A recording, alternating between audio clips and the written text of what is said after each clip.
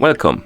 In front of me I have Redmi Watch 5 Lite and I'm gonna show you how to factory reset this watch by using the system settings on it. Before we start, if you want to factory reset your watch, make sure that the battery level on your watch is at least above 20 or 30%, because if the battery dies during the resetting process, it might damage your watch.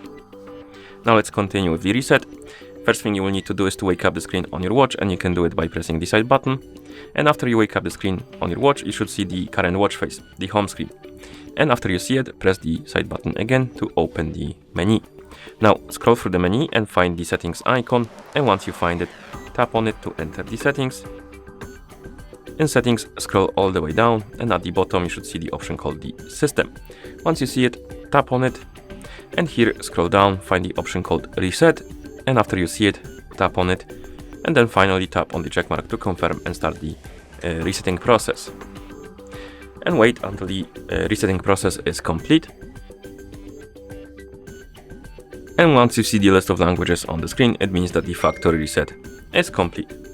Thank you for watching. If you found this video helpful, please consider subscribing to our channel and leaving a like on the video.